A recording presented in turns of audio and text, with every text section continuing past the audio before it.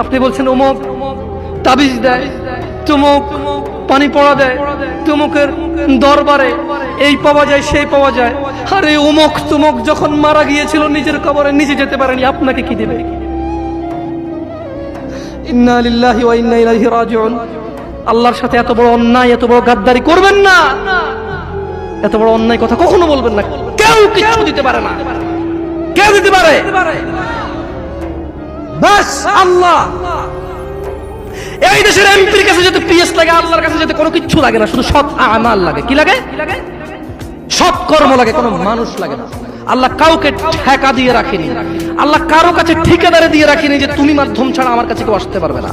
আল্লাহ মানুষের এইখান চাইতে কাছে। আল্লাহ মানুষের কি এই এই এই গলার যে পশমটা, এটা চাইতো আল্লাহ কাছে মানুষের। বুঝে আসছে না আসলে?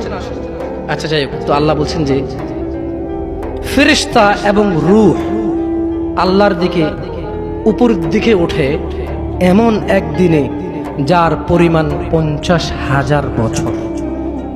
একদিনের পরিমাণ কত বছর?